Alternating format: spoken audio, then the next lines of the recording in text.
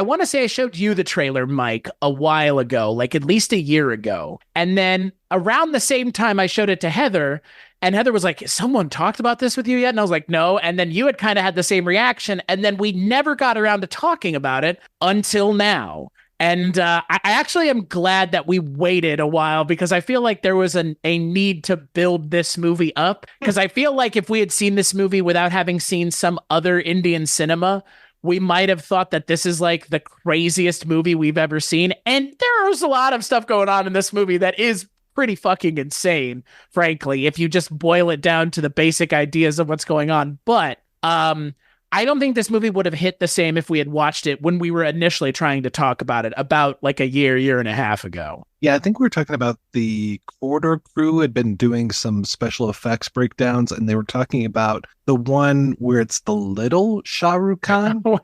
which Heather and I have seen and talked about. But I hadn't heard of Fan, and then you showed me that trailer, and yeah, I was like, oh, please, let's do it. Let's do this thing. Because it is, I mean, again, like that, yeah. Well, we'll get to it here in a second, but to take a minor aside, Heather, you and I did talk about Zero, which that episode has not aired yet on the Bollywood Cinema Club. But do you want to tell the listeners of this show what Zero is? Just give them a little taste of what that is, because I just want to have to hear you explain it, frankly, because it's as insane as this movie's premise, frankly. I would actually say it's more insane than this movie.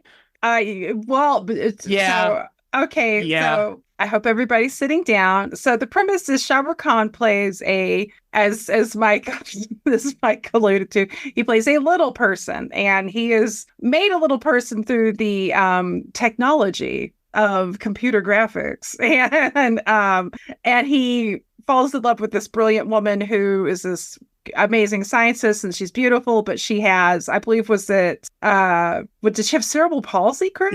Yep, she did. And and the thing that to me is the most nuts about this movie, because if you're gonna, you just think, oh my God, this is gonna be the most offensive thing, and it's not.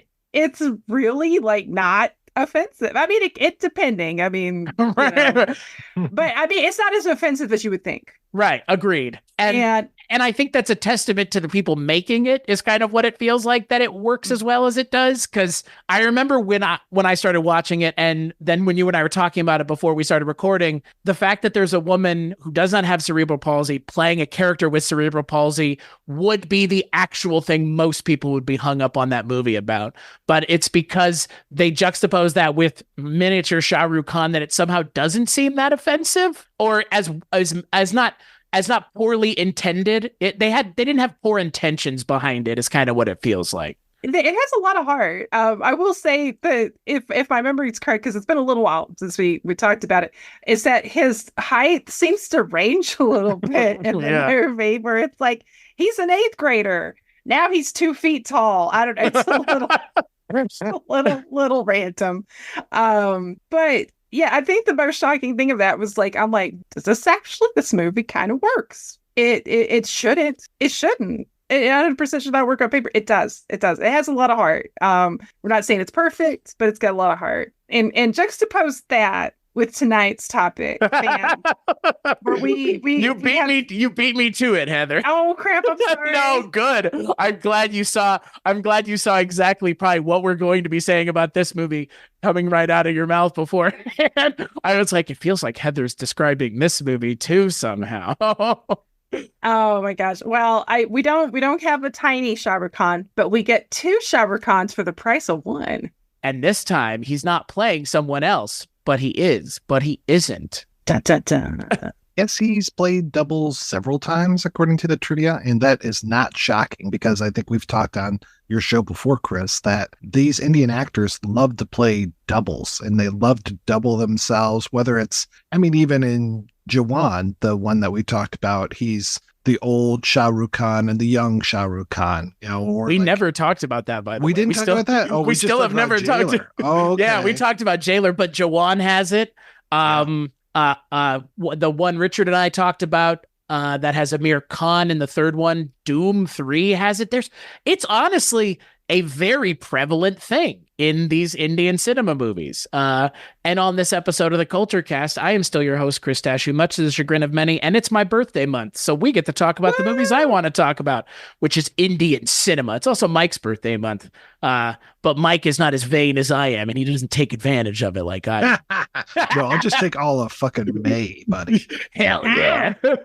But on this episode of the Culture Cast, I am joined by Mondo Heather's Heather Drain. Well, hello. It's also my birthday month too. Oh, that's right. God, I always forget that there's like 7 of us, I think, that have a birthday. The Aries and Taurians are just coming in full force. Right. We're all here, and we're all heavy emotion havers, according to the Zodiac thing, I believe is what it says. And we're also joined by the projection booth's Mike White. You can just call me Junior Mike White. Oh, Jesus. The way you said that, Mike, was everything. That's my new ringtone. That was pretty good. And yeah, if you can't tell, and you may not, we're going to be talking about a film from 2016 that is an Indian cinema film, and this time it is Bollywood. You can't get any more Bollywood than Shah Rukh Khan, folks. We're going to be talking about 2016's double Shah Rukh Khan vehicle, Fan. So, like I've mentioned, the film came out in 2016. It's directed by Manish Sharma, based on a screenplay by Habib Fasal and Shirai Kataria. It's produced by Aditya Chopra, which means it's a Yash Raj Films film, which means it's as high production value as you can get in Indian cinema, folks. If you see YRF in front of things, you know that at least the movie is going to look amazing and probably most likely have some of the biggest names in Indian cinema acting in them. This film is no different. It stars Shah Rukh Khan as not just one, but 2 characters, one of them a thinly veiled version of himself. I guess the dastardly bastard version of himself, or maybe just himself. I don't know the man. And then a younger version of himself, but not him specifically, a person, a doppelganger, as it were, someone who has been either graced or cursed to look like the most important actor of modern contemporary Indian cinema and the biggest actor in the world. It's not really hammered home in the movie that this character is that, but if we're talking about in terms of the actual actor Shah Rukh Khan, to look like Shah Rukh Khan in reality and not lean into it, I would assume would be a thing some people may or may not do. But as it happens in the film, the character of Junior Aryan Khanna Gaurav Chandna takes it upon himself to insert himself into his hero's life by beating up a rival star and then continuing to stalk him in various ways. There's a lot going on in this movie. There is only one musical number, which is pretty crazy. If you even want to consider it a musical number, it's more of a diegetic musical number. But I'm going to kick it to you first, Heather, because I want to know both of y'all's opinions really badly. But Heather, I'm going to kick it to you first. What did you think of Fan? Wow. This movie, it's interesting. It's really interesting. I think parts of it are a little messy, which we'll go into it. I think there are parts of it that are really good. There are things I definitely loved about it. I feel a little mixed on it. But I wouldn't say it's a bad movie by any means. I mean, it's Shah Rukh Khan. SRK and anything's always like a great thing. But I don't know. It's interesting. It's interesting. There's some twists I really did enjoy. But like you, I'm really curious as hell. Like, what are you two gonna say about it as we dive in? Because there's like there's some choices. There's some choices made in this film that some of them are great, and some of them I was like, oh, okay, well, we're doing that. Okay. I would say instead of capital C choices, this movie makes all caps choices. Choices.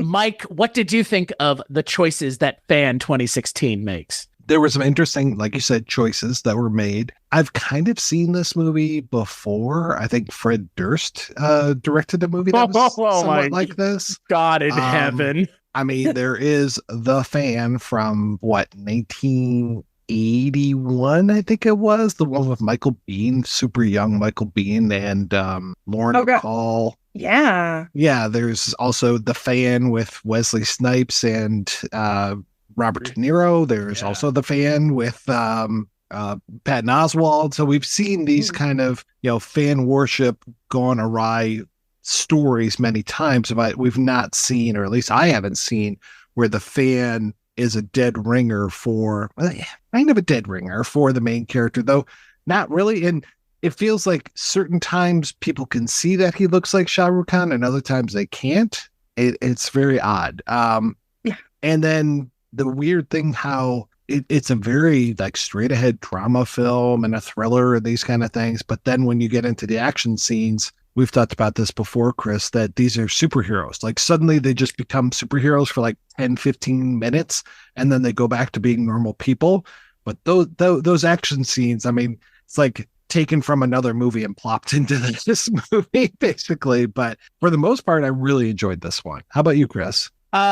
Yeah. So this was, again, like I've kind of alluded to, a movie that I have been putting off watching because, again, like this is a movie I've stopped myself from watching several times because I was like, I want to watch it when like close to this, not super far ahead of time, because I know I will want to talk about it with y'all ahead of time. And yeah, I mean, this movie shouldn't even work in a lot of ways. Like the conceit of Shah Rukh Khan is playing himself. Fine. Like you've alluded to, Mike, this has been a thing we've seen before. But then to have him in a dual role as the person obsessed with him, and it's not just him in makeup or just him dressed differently, which is normally, I mean, we're talking like a Mary-Kate and Ashley movie where it's just like, and they're two different people and they dress him differently. But I'm alluding to something more like The Parent Trap, where you have the same actor playing two different characters. Here, instead of just having it be Shah Rukh Khan, because again, you couldn't realistically get away with Shah Rukh Khan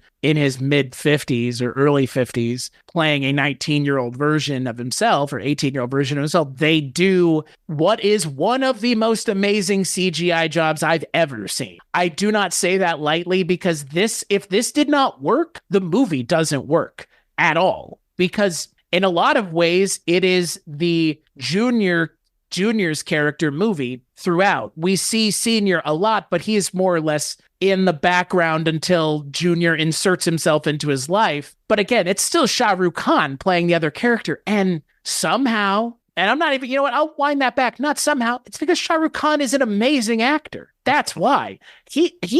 I think watching this movie would actually lead me to believe, and in a lot of ways go out on a limb and say he might actually be like the greatest actor of all time, because this movie has no right being as good as it is just based on the premise alone. Because if this movie was made in the States, I think it would get laughed out of the cinemas. I think people would be like, oh, that looks like shit. Oh, they're Uncanny Valley. And what's even more insane is it's not Uncanny Valley at all. Frankly, it's I don't know, it's shocking to me how good the CGI looks in this movie. Not because of where it's from, but because, I mean, again, it's like they took the budget of a Marvel movie and put it into one character, which, I mean, if you're going to do that, that's how you do it. But yeah, I enjoyed this movie. There are some parts, like you've alluded to, Mike and Heather, that there are going to be some questions raised, and namely the action scenes are one of them. But I was kind of charmed by how insane this movie is in what it's doing, and that really isn't where it stops. It just keeps going and going and going and going and going, almost to a fault, frankly. But yeah, so let's just kind of, I would say, let's start with the not the elephant in the room, as it were, but the biggest thing. Let's talk about Shah Rukh Khan as this Junior character, which feels like a fully formed character, at least to me. Yeah, no, it's weird because the CGI, like, because it could be, you can't help but be like, okay, that's Shah Rukh Khan, but he's littler, like he's skinnier, and they gave him what looks like prosthetic teeth because he's got a little more of an overbite and a smaller nose, which the character ends up kind of pointing out later on. But yeah, it's this character is so strange to me because it's like the first, and that's the thing, this film has so many like tonal moments that totally go whiplash, like the action scenes are a huge part of that, but part of it is like the beginning, it's like, it's even the music, like the music swells, like, oh, isn't this charming, look at this young man from Delhi, he loves his favorite actor. Okay, sure, his wallpaper's literally him on like a photo montage of this man, and his wallpaper like on his phone, but his parents don't seem that concerned about it, which that was kind of a question I was like, when I was doing my notes on this, initially was like, what's the deal with his parents? Like, they're supportive, which is good, but it's kind of like, you think if you had like, especially a son who's basically a young adult, and they're still like, oh my God, this actor I love, like, you know, like, I'm like, is somebody gonna sit him down and be like, it's good to have heroes, but Well, it's one thing to have heroes, but another thing that your son looks like the dead ringer of his idol is, that's where things get really weird. And yeah, I agree. It's like, they are very supportive of him, to the point where I'm just like, really? Okay, this seems like it has gone past fandom into obsession, even just with him, and obviously in his wallpaper and everything that he's doing. They won't give him the money to go up to celebrate Shah Rukh Khan. And I know I'm saying Shah Rukh Khan, even though it's a character, but he's so Shah Rukh Khan. yeah, I know that they're giving him, they won't give him money to do that, but they will support him very much when it comes to the talent show where he wins the money to go up to celebrate the birthday of Shah Rukh Khan. But yeah, it's they seem supportive almost to a fault, I suppose. completely, like the blind leading the blind almost. And it's weird. This character is kind of like, it's weird because like at the beginning and the end of the film, it's almost like this bookend of like, oh, look at this charming man. I won't jump ahead to the end, but there's a part at the end that I have to admit I laughed very hard because it just seemed so inappropriate. But yeah, and so it's like, okay, we know this guy's going to be a stalker. I mean, it's even without all of the red flags in the movie, it's like the trailer. So it's like, you're like, okay, when is this worm going to turn? Because you know it's coming. Well, and that's the thing. I mean, I think for me, like I kind of mentioned, like the character works, but I don't think that the movie realizes that the character is working the way that it is intended. And I don't think the movie really ever acknowledges the success that it's having.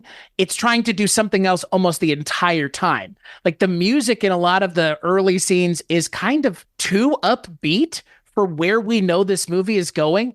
It's like in Body Double having the Beach Boys. Like, this doesn't jive with what the movie's tone is.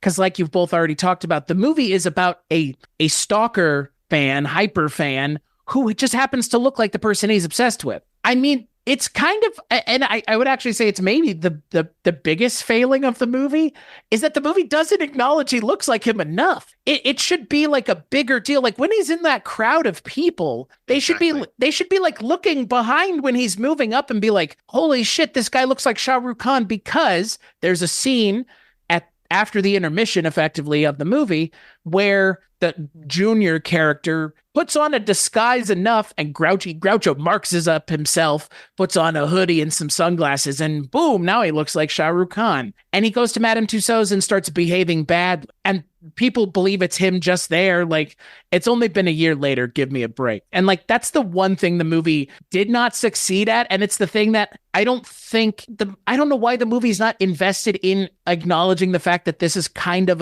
not a horror movie, but it's horror adjacent. It's a thriller. It's single white female. I mean, you have a stalker who you can't get rid of, and this person is inserting themselves into your life, and because they look like you, they can do it even easier. The fact that they really never acknowledge that he looks just like him is a really strange choice, to me at least. Yeah, I thought that 1 year later thing, I was like, well, he does look a little bit more like Shah Rukh Khan now, but not that much more. I was thinking like, oh, maybe he lost weight or did some this or did some that. Obviously, they probably changed the CG on his face a little bit, so he looks a little bit more like Shah Rukh Khan, of course. But yeah, I agree with you that it should have been a big deal.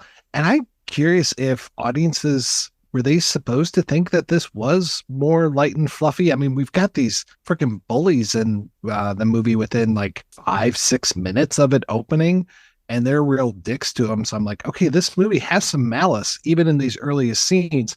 It doesn't feel like it should be portrayed as, to your point, light and frothy when he's going up and, like threatening to throw himself off of a train, but it's still played for laughs kind of thing. And it's not till he kidnaps Shah Rukh Khan's rival and starts to beat him up that you're just like, oh, no, things aren't good here whatsoever. But I like you said, I think we knew the entire time that things were going to go bad. Yeah. Well, I think the biggest flaw with this movie a lot of ways is that I think the writing, because obviously the cast is tight. Like, it's not the cast, and certainly not SRK, but the writing is so uneven, and the musical stings at time are so uneven that it's kind of like, because one film that it made me think of, like, because like if you're into a character like this, it helps to kind of have like shades of gray, because not only does that make that kind of more intense, because you're like, at times you're like, man, you can kind of see why this guy ended up like so messed up and so crazy and so obsessive, but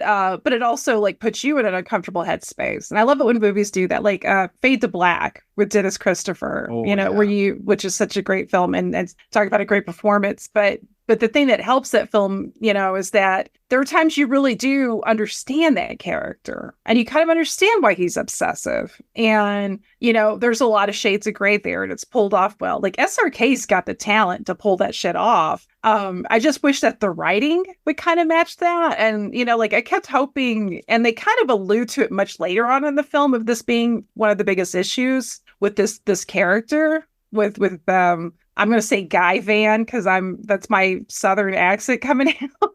but the non-Aryan SRK, the titular fan character, Junior. Well, yeah, Steve, we'll just call him Junior. I like that. Is like, because I kept hoping when the moment where he felt like his heroes let him down, is that, are we going to see a moment where it fully crashes down on him that, like, wow, I'm an empty vessel. Like, I've hinged my entire personality and existence on this person I don't even know. And, and they finally kind of acknowledge that at the very end. But I kept being like, man, come on, we got to go into that, because it's the whole thing with fan culture is that, with idolizing anybody, you're always in danger of sacrificing who you are as a soul, as an individual. And so I kind of wanted a little more of that. I wondered if that was the moment when he tears down all of the pictures, because that's definitely a big turning point in this movie. But to your point, I think that's him getting rid of that fan version of himself and then going into more of the Avenger version of himself, and wanting to take Shah Rukh Khan down a peg by going out and embarrassing him and causing all these scandals and all this. And it was interesting that it was the sex scandal, or basically the groping scandal, that really started to bring him down more than anything, more than the outrageous behavior of Madame Tussauds or any of that. It is the groping that happened. Just no one shows up for SRK's next concert or next event. And it was like, whoa, okay, I guess that's sending a message. That's sex pest Shah Rukh Khan. Yes. I just love the term sex pest is such a great term. He's not a sex pest in real life, though, right? No. He just plays one on TV. Right. That's the thing. Like, Shah Rukh Khan, best I can tell, like, is nothing like the Aryan Khanna senior character of this movie. And I'm not saying he's a bad guy in this movie, quote unquote. And he's not really the film's antagonist. He's, not really a protagonist either. He's really just a supporting character to the main character's existence. But he's written in a way where he is somewhat redeemable. Somewhat being the key phrase. I don't think he's completely redeemable, but he's not painted as like a complete scumbag, because if he was painted as a complete scumbag, then you would feel like the fan character, the junior character, is justified in what he's doing, which would be an even more morally confused movie than the one we already get now. I'm not saying this movie is confused. I just really don't think this movie wants to have the conversation that you mentioned, Heather, which is when the parasocial relationship becomes too much and then it becomes like you actually believe you're part of this person's life. What does that mean? And how does that affect people, especially in Indian culture where these kinds of actors are venerated this way? Amitabh would go outside and wave to his fans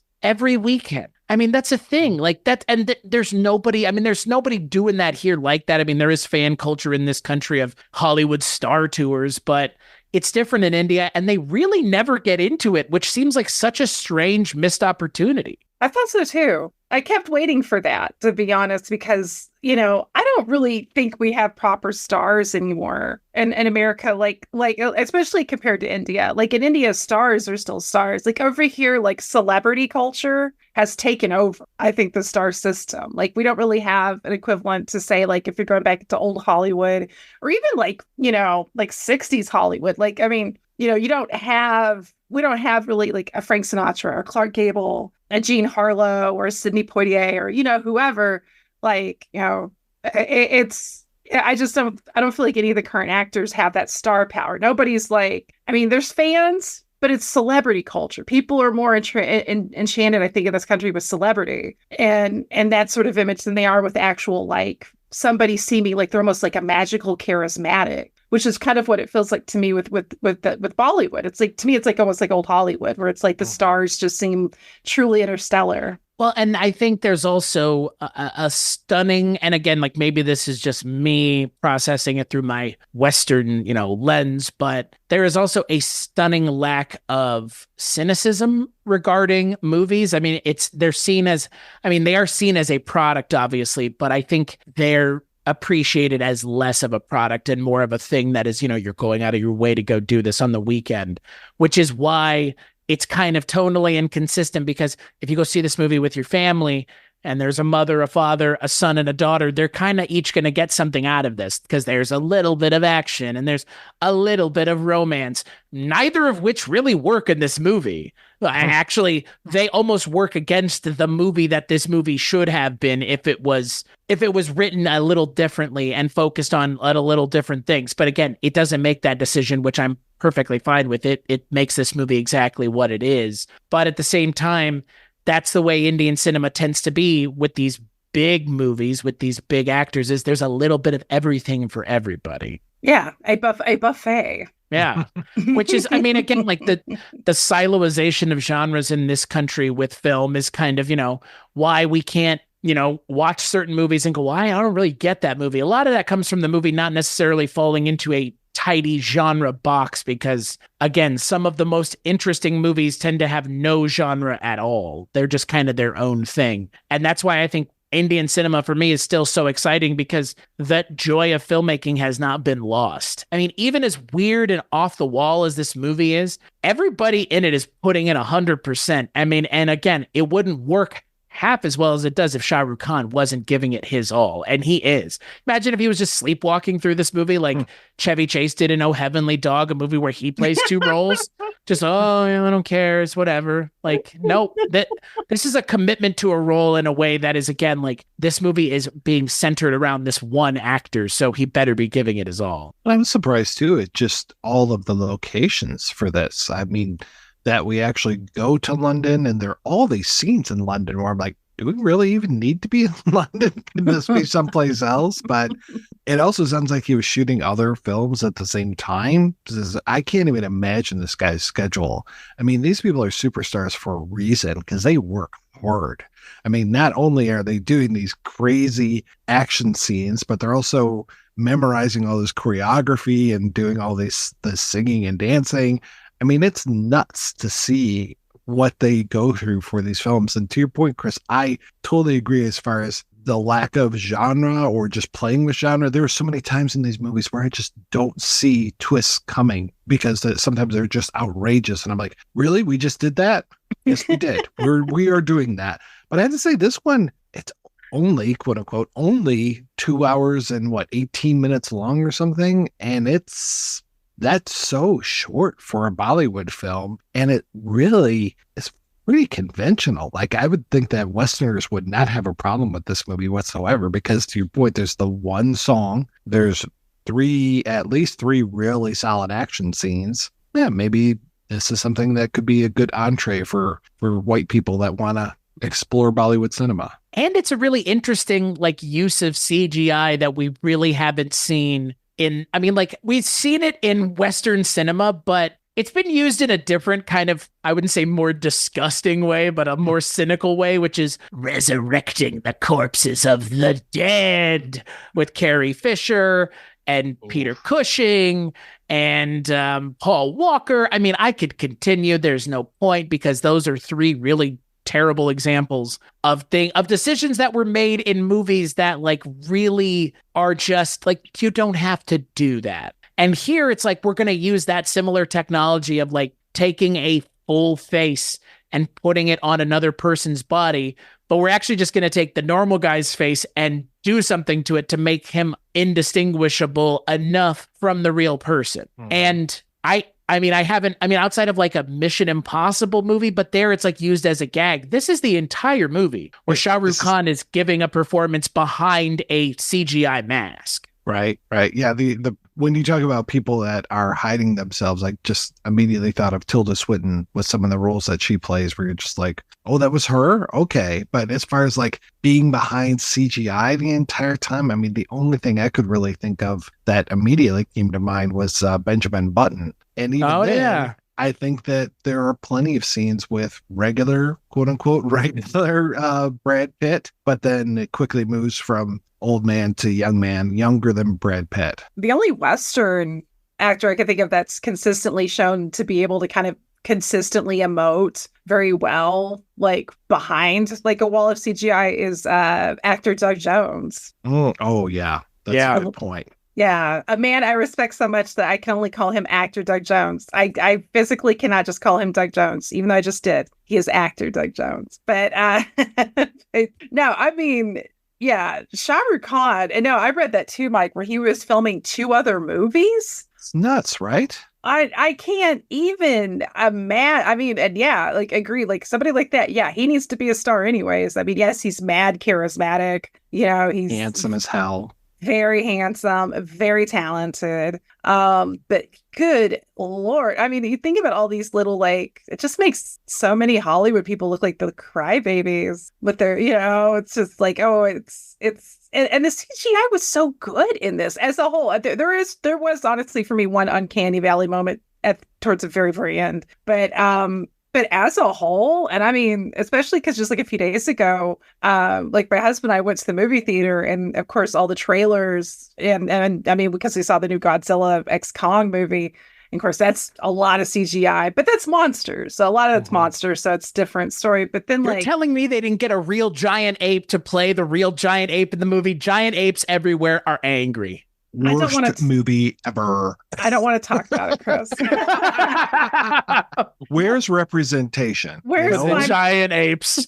I know. Tell me Mothra's not real. I won't hear those kind of poppycockery in my ears. But so many of the trailers we saw, which almost all of them looked like utter dog shit, to be honest, like is pretty bleak, but so much bad CGI. And I mean, even in Godzilla X Kong, like some of that had great CGI and some of it was a little PS2, little PS3-y, you know, and here, you know, in Fan, and they're doing the most difficult kind where you're mimicking a human feature amidst things that you could touch, like compared to, you know, physical surfaces and people that aren't CGI, and it works. It shouldn't work. It should not work as well as it does. And I'm somebody who's very much like 99% on the practical side of things if I have my druthers. But yeah, it was so good. Well, and not only are they doing it once, but through the first half of the movie, I noticed so many mirrors. There are mirrors every place and reflective surfaces, and we really get to see him,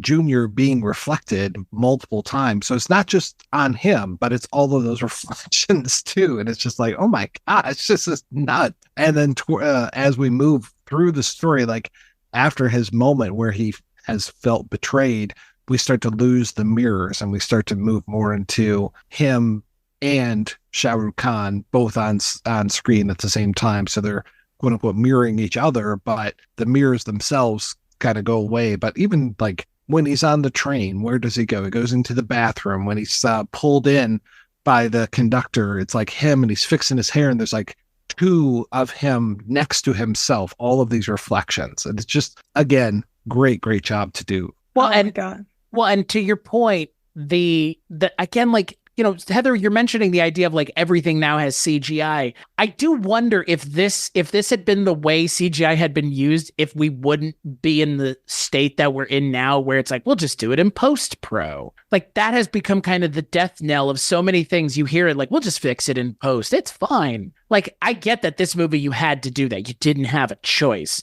but you also had to make sure that that technology worked ahead of time. And to your point, Heather, with movies now coming out that don't look as good as this movie, which came out in 2016, the Indiana Jones film that came out last year could not make 15 minutes of Indiana Jones CGI digitally de-aged look half as good as any one of the scenes in this movie. And to your point, Mike, with the mirrors, that feels like the knock the lamp moment of this movie from Roger Rabbit, where they were like, we're really going to push ourselves as CGI effects like artists and make sure everything lines up, because yeah, when you have the corridor crew out there now, like inspecting everything, and they didn't know that in 2016, but like, yeah, I watch them talk about these kinds of movies. They're shocked. And I'm like, why are you shocked? They're putting it all on one thing. They're not doing much else with it. It's for this singular thing. If it's not good, what the fuck did they do it for to begin with? Absolutely. Now and honestly, I'm so glad you brought up the mirror thing, Mike, because I love that. And it was so beautifully done. In fact, and one of the things I really loved about this film was the cinematography and also the composition of certain shots. And you mentioned the mirrors, and there's like a shot of the two SRKs, like early on in the jail. Right. And they're being reflected off like a pane of glass. And the way that was done and framed and lit was gorgeous. Like, that was such a beautiful and beautifully executed scene. Like, I think that's the other thing a lot of like Hollywood movies are missing, is that nobody really like has fun. And again, that goes back to what you were saying earlier, Chris, about the love of making film. Is you can always tell, like, if somebody's faking the funk. If somebody's just doing this because, hey, test audiences will love it and will get money, and it's just a rote thing, you can feel it. It's like having a stripper on your lap who's dead behind the eyes. She'll grind on you, but, you know, Mr. Softy is happening because you can feel it. You know it's not real. You know there's no legitimacy. And, you know, like, if somebody's having fun, you can feel that. It's like a human thing. It's like we can sense that. It's like our animal sense knows it. I just remembered the real comparison movie for this movie is Gemini Man. When you mentioned the big stars, I was like, oh yeah, Will Smith. Has he ever doubled himself? The Gemini Man. So, which was 2019. And again, I don't think it looked nearly as good as this CG from 2016. And that movie was a failure. I mean, just not a failure, like, it might have been box office. I don't give a shit about box office. It was a failure that it didn't entertain. And it was like an experiment to see if we could do this stuff. But it was just an experiment. It was the plot itself just wasn't there. It was not a very intriguing or interesting movie at all. I forgot that movie was a thing. Right? Yeah. I totally forgot about it. Sorry, Chris. Well, had you not mentioned, I would have completely forgotten about it too. Well, and you kind of both have already mentioned like CGI and actors breaking out through the CGI. I mean, the one that I always think of is Andy Serkis. I mean, the guy who's kind of, I mean, like, he made his calling on Gollum and then King Kong and then I guess Caesar in Planet of the Apes, which for me, I think is like the best thing he ever did, is that third Planet of the Apes movie. Wait. Snokes? Come on. What about that? God. Fuck me. Why did I even thought about that? That's the, God damn it. Ugh. I almost said Smog too. And I was like, no, that was Benedict Cumberbatch. And then you're like Snoke. And you know what the sad thing is? Like, I didn't even register what you said for like a good 5 seconds. I was like, oh, right. Star Wars. Mm-hmm. So excited for Andy Serkis to be part of Star Wars. Then it was just like the wettest of wet farts. But Andy Serkis is amazing. I mean, he's like Doug Jones. I mean, they're both similar in that they're able to emote through things that 99% of the actors who are given a similar task just go, I don't really want to try because this sucks, so I don't want to do it. And that's not what's going on here with Shah Rukh Khan. Like, he's committed to the gimmick, brother. And I mean, I mentioned I wanted you to bring up and you know, kind of go into Zero in the opening, Heather, because that for me is like this movie, like, you should show this movie and Zero in the same evening, not because they're like tonally the same, but because they are two of the wildest performances that are somehow more endearing than they have any right to be, about the same actor playing in one movie a little person, and in the other movie himself, and then a crazed psychotic fan version of himself, and they all work somehow. They do. Well, and the fact that it's something occurred to me because you guys were talking about how like the SRK character Aryan or Senior he's just a person, which I like. But there are times where he is a little bit of a dick. And in fact, and at times to his detriment, because it's like, dude, this guy is mentally ill. And you're just like, it's not registering for you. And you're still just being an asshole to this guy who needs help, who needs medical help, because he is obviously, having some issues. But in comparison, there's that actor who's like his rival early on that we see Junior like basically tie up and force him to record this like apology and all that. The Sid Kapoor character, like that guy's actually a lot nicer than the SRK character, because he actually like engages with his fans, and even when his handler's like, oh, you need to get back, and the guy's like, no, let the fan in, and like he's so nice. He's actually like a really nice, like handsome guy, and it's kind of like, I don't know, it's like the more I thought about it, I'm like, well, wait, maybe he was the good guy, and we just but also we don't have an action scene with him. Like he legit reacts how I think most people would in that situation, where it's like, you're fight or flight, but it's like you're kind of paralyzed because you're like, whoa, what the fuck's going on? This guy who I thought was a fan is like tying me up. He's hitting me. He's threatening to like shove his trophy in my mouth. That's kind of mimed at one point. And he's just kind of like stunned, which I think is realistic, as opposed to going into like a 10-minute long action fight scene where people are tumbling, like almost like rappelling off of like large historical buildings. It gets really fucking crazy. Like those action scenes, you're just like, this is just a country bumpkin from out in the sticks, like from your hometown, SRK, but you are not, like, people are not these things, these superheroes that they suddenly become. And then, Junior's also a superhero for no good reason. But I mean, it's fun to watch, but at the same time, it's tonally so different from the rest of the film that it just kind of sticks out for me. Well, and I don't understand. I don't understand why they didn't lean on it more, because again, like in a lot of ways, the movie succeeds in spite of itself, is kind of what it feels like. Like in spite of the fact that there's not enough action, in spite of the fact that the movie doesn't really lean on the psychological aspects of this. Like you've mentioned, Heather, like you've also alluded to, Mike, the idea is this guy is mentally unwell. They should show him not even taking his meds. He goes off of his meds or, something to that effect. Show that nothing has worked and that this guy is like, again, he puts on this performance every year and he wins, and he's known as the local celebrity. He's the guy who won the watermelon seed spitting contest in 1995. It's that kind of thing where it's like, you just happen to be, there are people that are Michael Jackson impersonators. There's a guy from right where I grew up in North Texas who is like one of the world's greatest Elvis impersonators, Craig Parker. He's actually very good too. I wouldn't want to diminish his abilities as an Elvis impersonator, but that's effectively what we're talking about in this movie, is someone who would make a living being a SRK impersonator, and they don't even go there. It's like they don't want to actually get into why this character is the way that he is. And for me, that's where a lot of the interest that's left on the table lies. Chris, the preferred term is tribute artist. Oh God, impersonator. Oh God.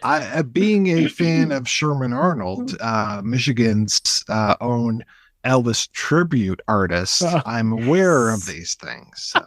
Nice. This is the learning tree. We are all sitting underneath it. Like, this is...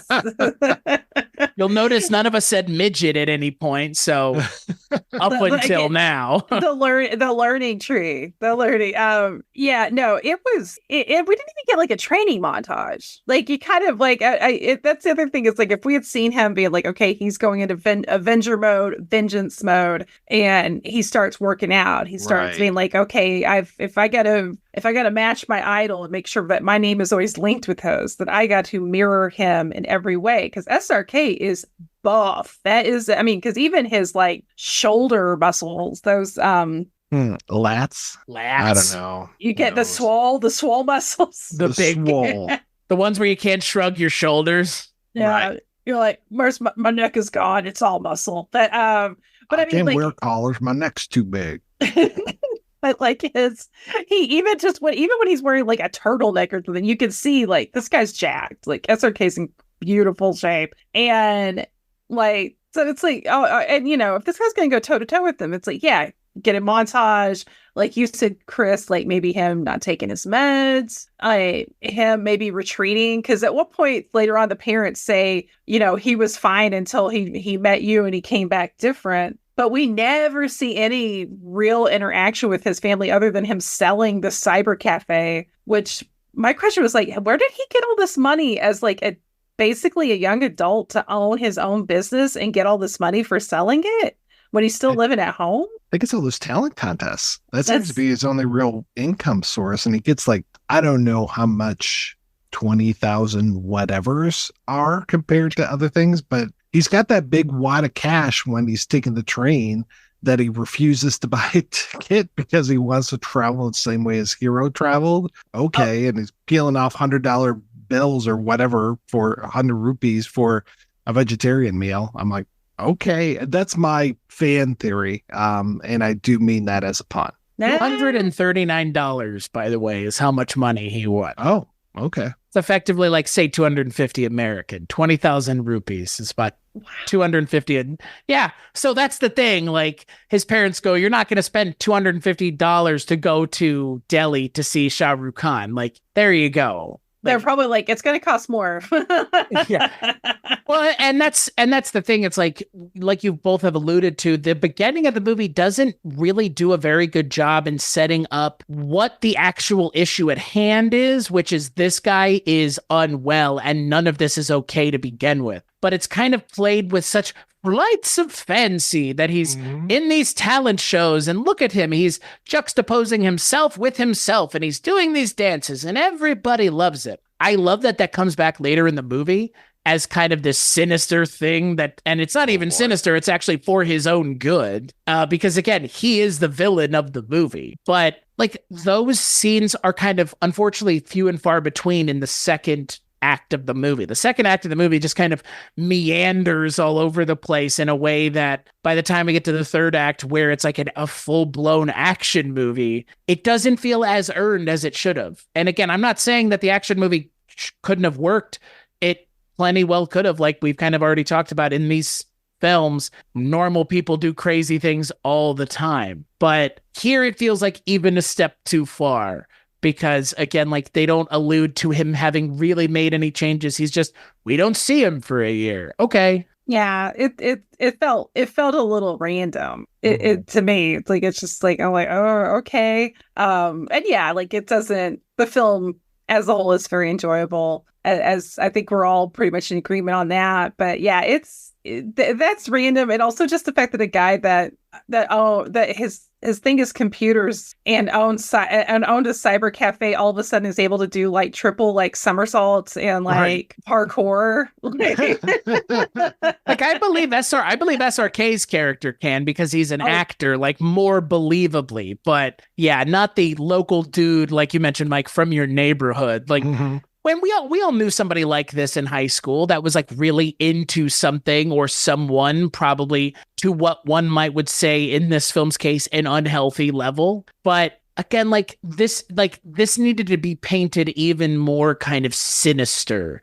And where the movie goes at the end of the movie, it kind of thinks it took it there. Like, and let's talk about the third act, because I think we all really want to, because that's where probably most of the problems lie for the movie, at least in the final execution of the movie and what it's ultimately trying to say. So at the end of the movie, you have SRK confronting himself, his junior version, on a rooftop after they've essentially bought their way up there, and they're both at their wits' end. And he essentially goes, hey, you need to go get help and like stop and start living for yourself and stop living for being me, or, trying to be me, and you are yourself, and start living as yourself and be yourself. And he goes, nope, fuck you. You didn't say sorry to me, and throws himself off of a building, which is just like that whole time. time you never said the word sorry.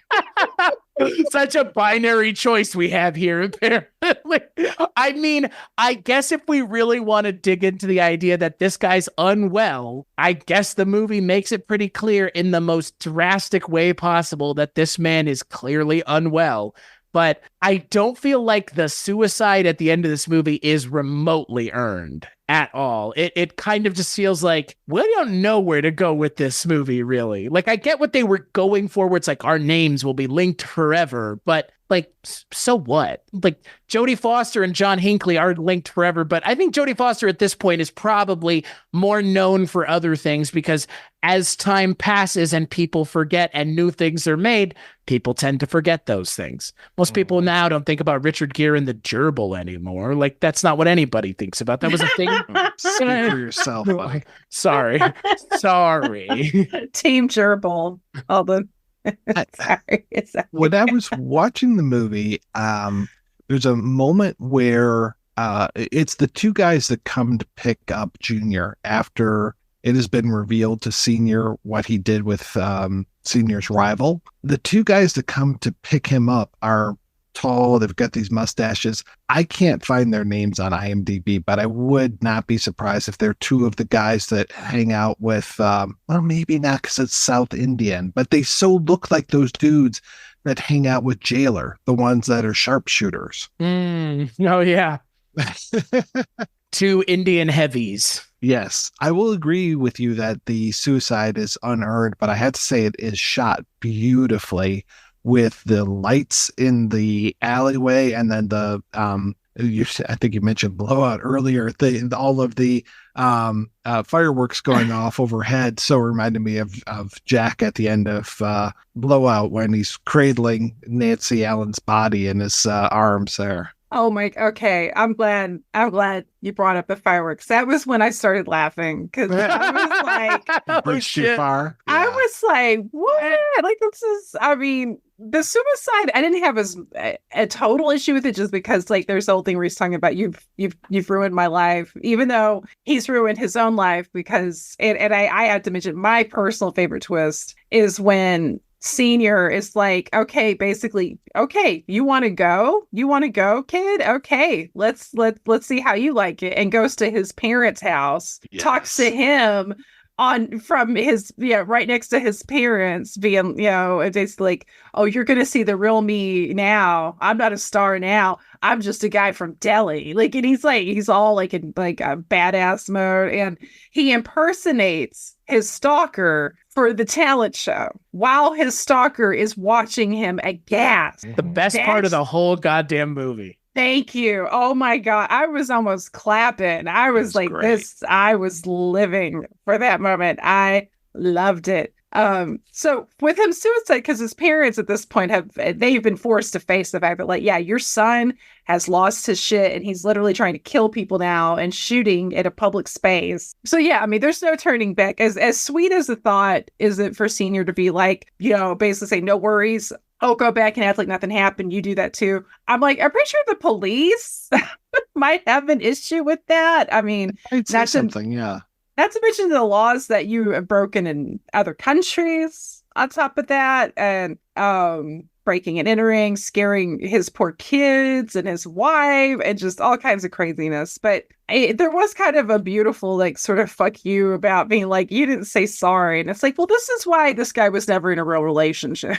He can't take it. He couldn't take not hearing sorry, apparently. You cannot have a healthy human relationship of any stripe without at least being willing to say, you know what, yeah, I'm sorry. I'm sorry. Or just to let shit go. So don't just gonna let shit go.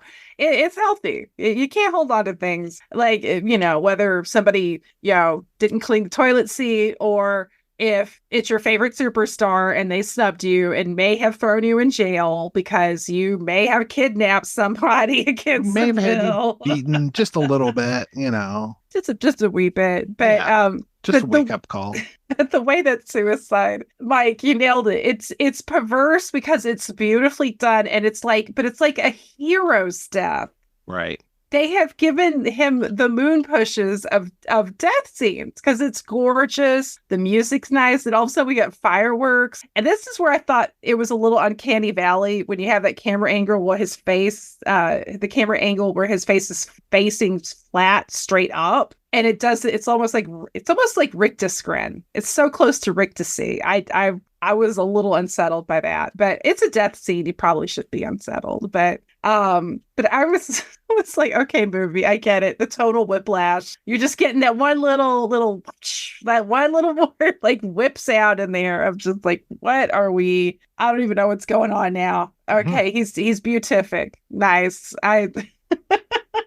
But I appreciate it. I'm like, if you're gonna go nuts in a film, embrace it. Oh yeah.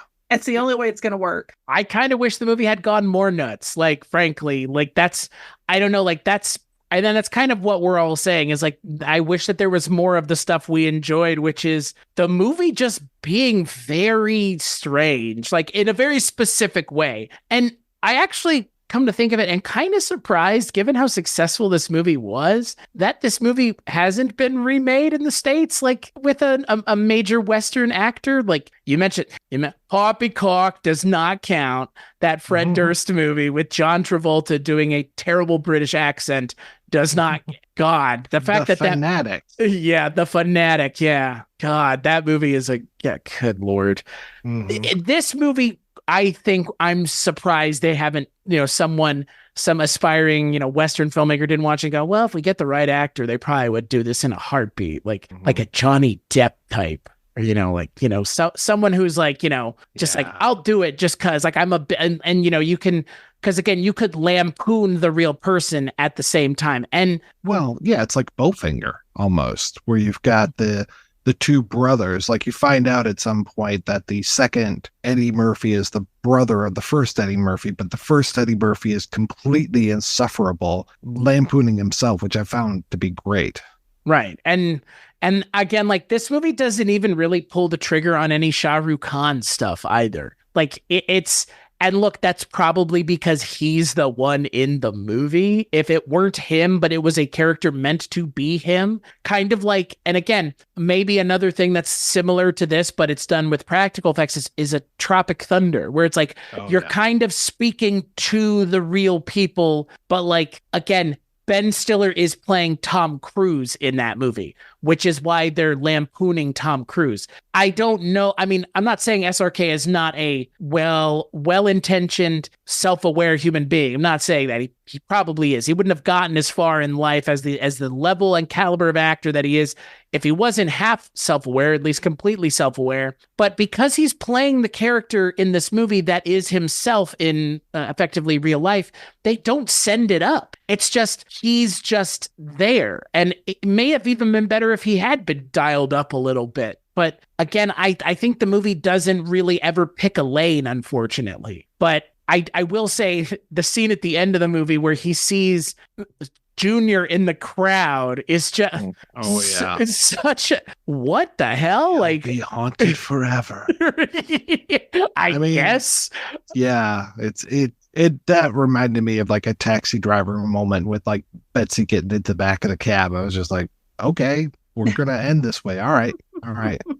Yeah, like I think we get it. Like I actually get it the first time you did it, movie. And that for me, I think that scene where Shah Rukh Khan's playing himself, seeing himself, and they just stay on him, and it's like the very slow motion freak out of him seeing himself. I think that scene is horrifying. Like that, and you get to see like the genuine insanity in this character, and like, oh shit, like now he's seen it, and now we're really in trouble. But they kind of undercut it by having it come back at the end of the movie and be like, he will haunt your dreams. Like, what is this? The Twilight Zone all of a sudden? Like, come on.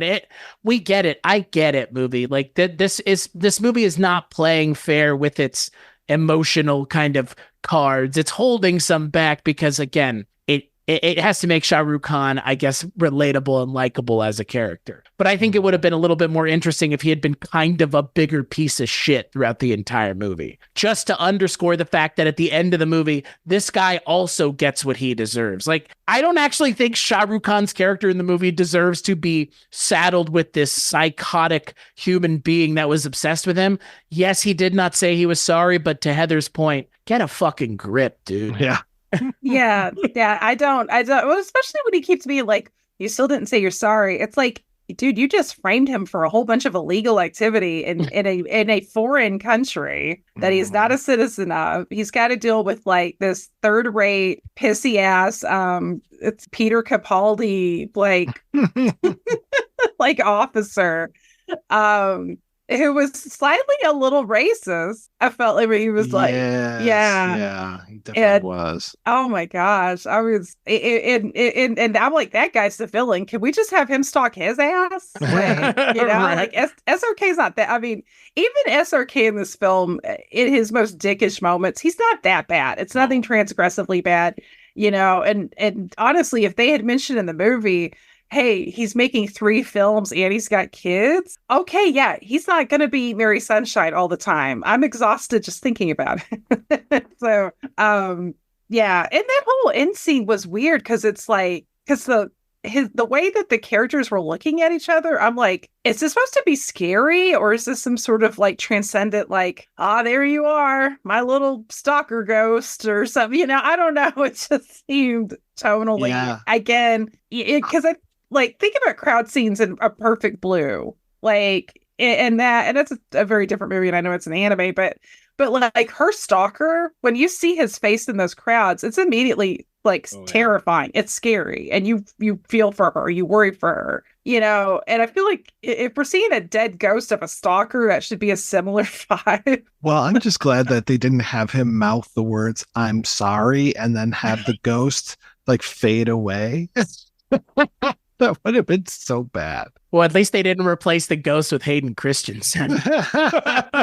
Speaking of Star Wars, I guess, and again, because we have Wikipedia and someone wrote the Wikipedia explanation for the movie, the Wikipedia explanation is that he sees the fan in the crowd, and in seeing him, he appreciates the other fans more, and he re-engages with the other fans in the audience. Like, are you fucking with me? Is that, I mean, I guess you can take that away from that scene, but I mean, the movie doesn't really have that discussion at any point, and having it in the last 30 seconds of the movie, to what end? I like this movie as a character piece, as a weird character study of what a fan can look like in a culture where fandom is part of the film going experience, liking a certain actor to the point of, I love this actor and I'll only go see their movies, but they don't mine it enough, which is kind of strange because they're not like anybody else is going to make this movie for this culture this way. Like, this is the one time you're doing this. Better bring your A game. And I'm not saying it wasn't their A game, but I don't think it was as much of their A game as it could have been. Agreed. Yeah, no, I saw that Wikipedia entry too, and I thought that was a very curious interpretation, because it's like, is it to say, like, I mean, if we had a moment where he's like, you know what, a lot of these people are crazy, but at least they're just regular crazy and not stalker, like,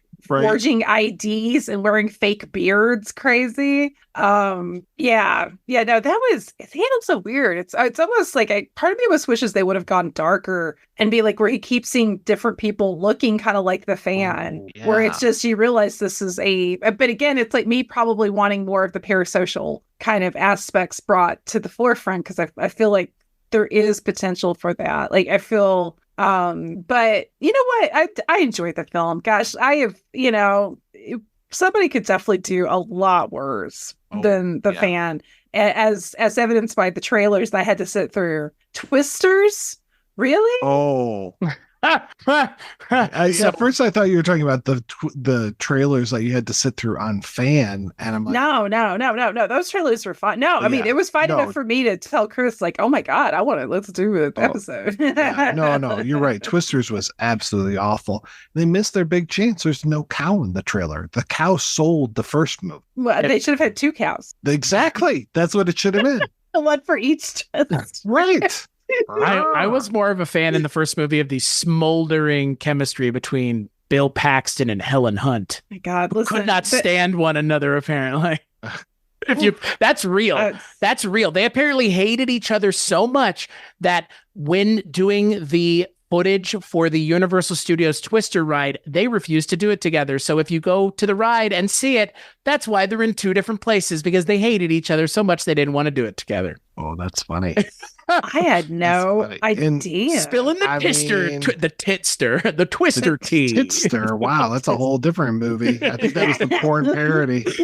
Oh my! This time it'll be This Ain't Twisters. XXX porn parody. They've gotten so lazy with porn titles. Right. They have. Let's go back to the days of Hannah Does Her Sisters and on Golden Blonde. Exactly. Edward Penis Hands. Yes, the Poonies instead of the Goonies. That's maybe my favorite. Well, Chris and I are going to have to watch the Sopornos at some point. Sopornos. Talking all about the HBO classic. And you know how much hot incest there is all the time in that show. The sexual tension between Tony and his daughter is off the hook. Oh God, I'm sorry. I just don't like. There's a Simpsons XXX porn parody out there too, and it's just. There's no incest because they don't do it, but everybody clicked on it expecting there would be. So, shame on them. Shame on them. Oh, Lord. We have entered a dark realm. This is a dark alley. We went down the wrong alley, folks. Even my degenerate soul has limits. Like, good night. I wash my hands of thee. Yes. Splish splash, get the holy water. We're taking a bath. And because it's dark sided. But when it's not dark sided, I did like this film as a whole. I do wish there were things, but honestly, Chris, you made a great point. I think if somebody, I'm surprised that a Westerner hasn't tried to do it, but I'm glad. Because honestly, if they did try to do it, they would fuck it up. It would be terrible. They'd probably have some they'd probably have imagine if it was Pete Davidson. Butthole eyes himself as he claims. Threw up in my own mouth. Wow. I know. Well, and imagine, butthole eyes. Is that a reference to the late Eric Carmen, who just passed away with his classic song from the Dirty Dancing soundtrack? Oh, wait, that was Hungry Eyes. I'm sorry. Butthole eyes, they're watching you. I thought that was a Hall & Oates song.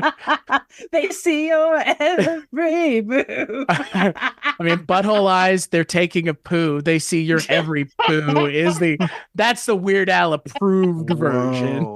See, on the fly, baby. I got them for days. Oop themed songs. I'm here for it. Yeah, it writes itself. Yeah, it really does. The thing is, because even we don't really, does Hollywood even have I don't think it does, but I don't know. You guys honestly, you watch a lot more more new, more recent movies than I do. Do you think, is there a current day equivalent over here in the States that could even hold SRK's jock? I think there's one person that comes close.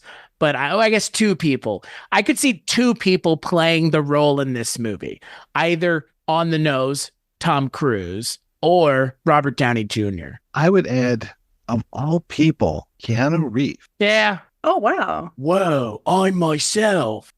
Something. I mean, and he'd be so cool about it at first, and then he would just continue to get angry, and you really haven't seen angry Keanu other than John Wick, Right. And even then, he's not really that angry. Yeah, exactly. He's not. He's not Nicolas Cage, who is another person who could do this, and he kind of did with that the Genius movie. Genius movie. The one with him and Pedro Pascal, The Unbearable Weight of Massive Talent. There we go. Yeah, that movie was okay. Yeah, because he was doing Sailor as well as himself. Yeah, that's right. Actually, you know what? That's an interesting comparison. Yeah, I enjoy this more than that. I mean, again, if we're talking about fan worship and fan culture, that movie kind of is the closest that we could look at immediately. But I mean, to your point, Heather, we've said this plenty of times on the Bollywood Cinema Club, and it probably bears repeating here on the Culture Cast, there aren't any actors of their equivalent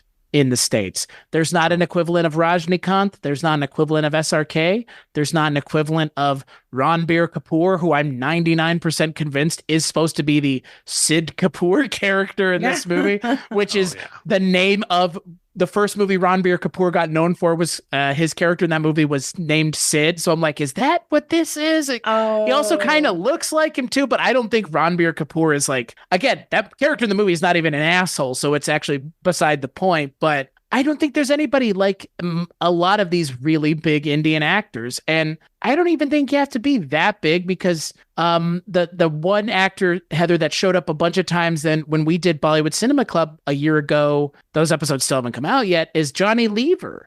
And like, he's not like a massive name, but he's in plenty of things, and he probably has massive amounts of fans for his stuff. So yeah, I mean, the fan celebrity culture in our country, just it's once we figured out that Mel Gibson takes a poop like the rest of us and also is a massive bigot, which is his own problem, not ours.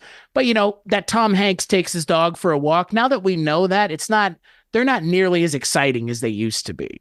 And that's kind of what it feels like. Mhm. Yeah, no, I agreed. Also, I just feel like they're a little more bland for some reason. And maybe it's because of the lack of mystery, but I also just think I don't know, there's like a quality. Like maybe that's why, like, when it comes to more modern actors, of course I love old school character actors too. I'm always more interested in the character actors because I feel like they're the ones that tend to have some kind of like sparkle about them. Like even when they're in a tiny, like say like Dylan Baker, like even if Dylan Baker's in something for 10 minutes, I'm immediately like, oh my God, it's Dylan Baker. And I get excited. And he has a certain presence, you know, where, you know, there's so many, like, to me, just kind of like faceless leads that I just can't. I mean, you know, there's so many, like, I'll see people talk about actors and actresses and I'm just like, I don't know, like somebody talk about like Sophie Baxter's cleavage and I don't even know who that is. Who? There's like, Who? who's that one that I suddenly have seen Sydney Sweeney. Yeah, from Immaculate. I never heard of her until Madam Web, and then now she's everywhere. Madam Web, best film of 2024. Fuck yeah. Hell Apparently yeah. I've worked with her before. Apparently she's on The White Lotus. Don't do stupid things. Seriously, don't do stupid things. And thank you. You're welcome. That's my line reading from Madame Web. Yeah, that's up there. That's some crackling dialogue they have in that movie. Really sizzles on the page. Mhm. God. Yeah, I'm kind of with you, Heather. Maybe this is just me, quote, getting older, unquote, and becoming more of a get off my lawn type of old man. But yeah, now the line is so blurred. It's like, where are you from? Are you from something? Are you from TikTok? Are you from YouTube? Or are you just famous for farting on the internet? Like at this point, at this point, you can literally here's an example.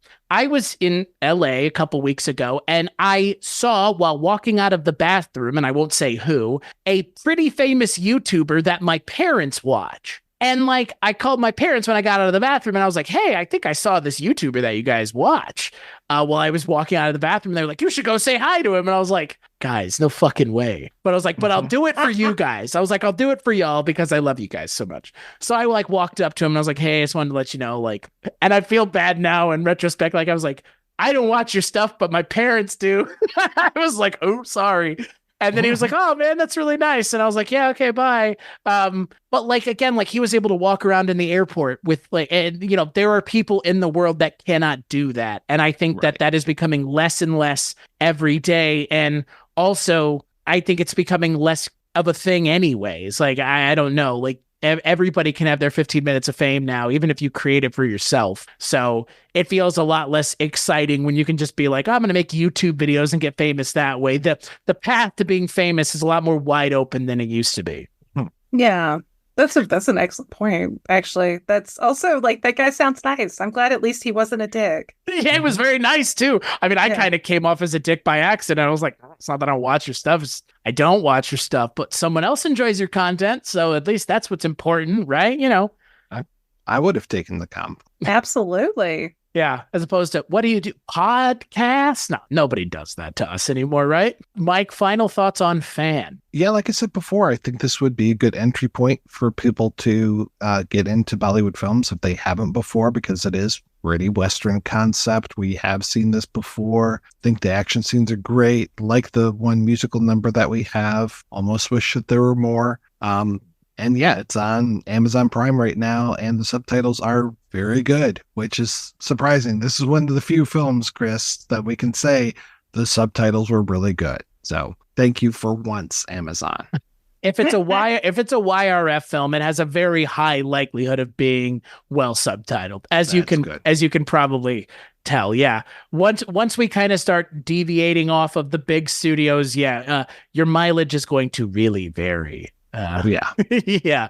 Heather, what about you? Final thoughts on Fan? You know what? I think it's an interesting film. I think it's got a lot of fascinating twists. It's got some gorgeous imagery, and it's got a great performance by SRK. Could be better, could be a hell of a lot worse. So yeah, I liked it. I'm so glad we got to do it. Yeah, no, I'm the same. I'm glad that we finally got to talk about it. It did live up to everything I was hoping. It's kind of like for me, Heather, when we did Ega, which was, again, like such a crazy concept of a movie, and yet it works. I love Ega. Yeah, Ega is like, Ega, when a man is resurrected as a fly and then fights a human being the entire movie as a fly, if that doesn't excite you, I don't know what will, but this movie is up there for me in terms of like the highest of high concept things I've seen from Indian cinema. And just like Ega, this movie is way better than it realistically, if you describe it to someone, would have any right working. But this movie works really well. It has some problems, but again, the problems don't get in the way, at least for me and clearly for y'all, of my ability to enjoy this movie. And yeah, I think to your point, Mike, this is one that should be on a list of, Bollywood movies that would be easy for you to get into because A, it's easy to find, and B, it has the biggest, in my opinion, and I think in a lot of people's, the biggest name in Indian cinema in it. The last thing I did want to mention, because none of us mentioned it, the thing in this movie that I really appreciated that SRK did is he plays himself as Junior from time to time, and it is the part of the movie I wish they had mined the most, because when he turns that Shah Rukh Khan on and does his normal voice and does the mannerisms, that's where the movie was starting to really shine. It's like, oh shit, he can like do him too. What does that mean? It never really gets mined. But again, if this movie were ever made in the States, that would probably be the direction that they go, because you've seen this movie do its thing and you would need to go a little further. So yeah, I think this movie lived up to the expectations that I had for sure. And look, it's an SRK movie. You really can't go wrong. So on that note, we'll take a break, play some ads, and we'll come back with the end of the episode. So that's right. On the final episode of April for Bollywood Cinema Month over on the Culture Cast, we are going to be talking about Musafir, which is another Indian cinema movie. I've never seen it, and I know nothing about it. I like to go into these movies knowing as little as possible. But we'll be joined by Cullen Gallagher, which is fun because I haven't talked to Cullen in 8 months or something. It's insane. Until then, where can people find you and all the things that you work on, Heather? Well, you can find me over at my Linktree, linktree.com/Mondo Heather. There you will find various articles. You'll find my website, mondoheather.com, my Patreon at Mondo Heather, my social media, and various episodes of lovely podcasts I get to appear on, including the Culture Cast with Urga Music War, where it's me, Chris, and the brilliant and always fantastic Rachel McFadden. And just go over to my Linktree, linktree.com/Mondo Heather. What about you, Mike? And everything that I do is available over at weirdandwaymedia.com. That's everything that's worth listening to. So definitely check out everything at weirdandwaymedia.com. How about you, Chris? As for me, weirdingwaymedia.com is where you can find almost everything, Mike. There's only one thing you can't find at weirdingwaymedia.com, and that's Rankin' on Bond, which we do over on your Patreon and my Patreon for the $10 and up level. What is Rankin' on Bond, you might ask? Well, you and I and Richard, I know you're there. I hope. Tell me more. Where am I? What's happening? Dear stranger. Ranking on Bond, you and I and the Mothman Prophecy's own Rich Haddam talk about James Bond once a month. And if that's a thing you're into, which if you're listening to this, you might be, you can go and find over at patreon.com/culturecast or patreon.com/projection booth. So yeah, all the places that you can go to find the stuff that I work on, like Mike mentioned, weirdingwaymedia.com. Heather, Mike, thank you both so much for joining me. This was fun. We haven't done an episode of the three of us in quite some time. It's fun. Thank you, Chris. Yeah. And as always, we'll catch you on the next episode.